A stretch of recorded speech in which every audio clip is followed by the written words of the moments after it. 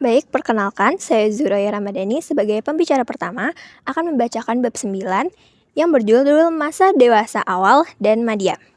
Masa dewasa dibagi menjadi dewasa awal mulai dari 18 tahun sampai 40 tahun dan dewasa madya 41 tahun sampai 60 tahun dengan dewasa akhir di atas 60 tahun.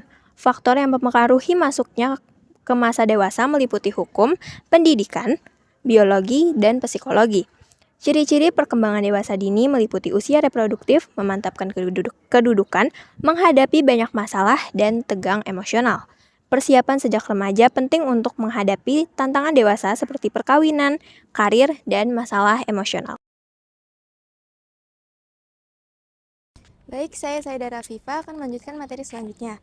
A. Dewasa Madya. Yang pertama, masa yang ditakuti, periode di mana individu mengalami perubahan yang menuju kemunduran, menimbulkan rasa takut, terancam, dan terabaikan baik dalam kesehatan maupun karir.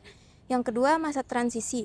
Periode transisi yang menandai kemunduran dalam kejantanan atau kesuburan, memicu usaha mempertahankan pertumbuhan sebelumnya.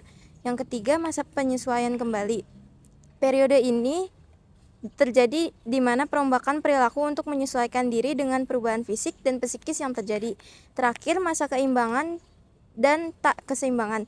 Periode di mana individu mengalami keseimbangan dan ketidakseimbangan dalam penyesuaian diri, baik secara internal maupun dalam hubungan dengan orang lain, menuju penerimaan terhadap perubahan yang terjadi. Saya Delia Nurul Sipa akan melanjutkan materi selanjutnya, yaitu tugas perkembangan. 1. Dewasa dini, tugas-tugas perkembangan orang dewasa yang merupakan perwujudan harapan-harapan atau tuntutan-tuntutan sosiokultur dimaksud dikemukakan garis-garis besarnya dalam bagian ini, yaitu memilih pasangan hidup, belajar hidup bersama sebagai pasangan suami istri, mulai hidup dalam satu keluarga, pasangan dan anak, belajar mengasuh anak, mengelola rumah tangga, mulai bekerja atau membangun karir, mulai bertanggung jawab sebagai warga negara, bergabung dengan suatu aktivitas atau perkumpulan sosial. Selanjutnya, dewasa madya. Dalam masa dewasa madya, individu menghadapi 4 tugas perkembangan utama, yaitu penyesuaian terhadap perubahan fisiologis, adaptasi terhadap perubahan minat seperti aktivitas sosial dan hobi keluarga. Selanjutnya, penyesuaian terhadap jabatan atau pekerjaan untuk stabilitas ekonomi. Yang terakhir, penyesuaian terhadap dinamika kehidupan keluarga seperti mengurus orang tua, lanjut usia, atau mendidik anak remaja.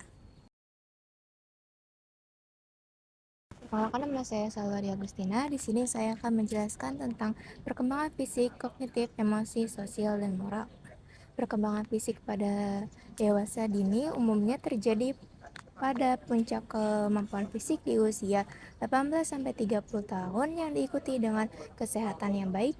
Pada tahap ini, perhatian perlu diberikan pada nutrisi, pola makan, olahraga, dan ketergantungan terhadap obat-obatan karena hal ini akan memengaruhi kesehatan pada usia selanjutnya. Sementara itu, pada masa dewasa madya, status kesehatan menjadi fokus utama.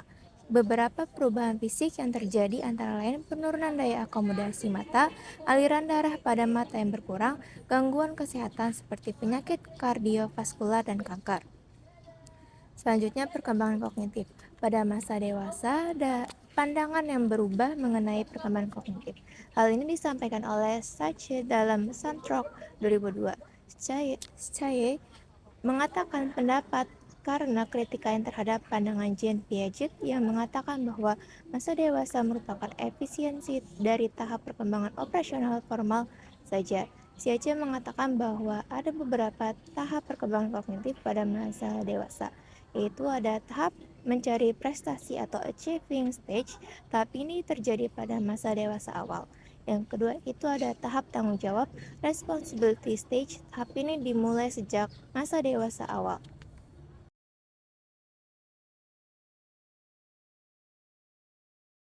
Baik, perkenalkan, nama saya Nurbaiti. Saya akan melanjutkan materi berikutnya. Tahap perkembangan kognitif pada masa dewasa berikutnya yaitu tahap eksekutif yang terjadi pada masa dewasa madya, di mana individu bertanggung jawab terhadap organisasi di lingkungan kerja dan memahami kompleksitas hubungan di dalamnya. Dan yang terakhir, tahap reintegratif yang terjadi pada masa dewasa akhir atau lanjut usia, di mana individu fokus pada kegiatan yang bermakna bagi dirinya. Lalu, perkembangan emosi dan sosial pada dewasa dini. Ada 4 bagian, yaitu perubahan minat pada masa ini dipengaruhi oleh kondisi kesehatan, status sosial ekonomi, pola kehidupan, nilai-nilai, peran seks, dan tekanan budaya. Yang kedua, masa dewasa dini adalah masa krisis isolasi menurut Erikson, karena tekanan pekerjaan dan keluarga membatasi kegiatan sosial. Dan yang ketiga, partisipasi sosial terbatas dapat mempengaruhi persahabatan, pengelompokan sosial, dan popularitas individu. Dan yang terakhir, perkembangan moral terkait dengan penguasaan tugas perkembangan yang menekankan harapan sosial dan tanggung jawab moral dalam kehidupan bermasyarakat. Perkenalkan, saya Salsabila Zahra Tevia Putri sebagai pemateri ke-6. Saya yang ke-6 ada dewasa madya. Perkembangan emosi sosial dan moral yang menjadi titik perhatian pada masa ini adalah berkenaan dengan beberapa hal, yaitu yang pertama, pernikahan dan cinta. Pada masa dewasa madya, fase kehidupan keluarga mempengaruhi ciri khas perkembangan emosinya. Pada fase ini berada pada taraf kestabilan pada berumah tangga. Stabilitas dicapai karena perjuangan pasangan dalam menempuh arti cintanya selama bertahun-tahun dengan dipengaruhi adanya sikap toleransi terhadap pasangan. Yang kedua, sindrom karang kosong. Sebuah peristiwa penting dalam keluarga apabila anak-anak yang beranjak dewasa mulai meninggalkan rumah menuju kedewasaan. Sindrom karang kosong ini menyatakan bahwa kepuasan pernikahan akan menurun karena anak-anak yang mulai meninggalkan orang tuanya. Yang ketiga, hubungan persaudaraan dan persahabatan. Hubungan dengan saudara semakin meningkat pada usia ini. Pada masa ini, biasanya individu mulai dituntut untuk membimbing masa-masa sebelumnya. Begitupun dengan persahabatan dengan beberapa teman, pada masa ini mengalami peningkatan. Yang keempat, pengisian waktu luang.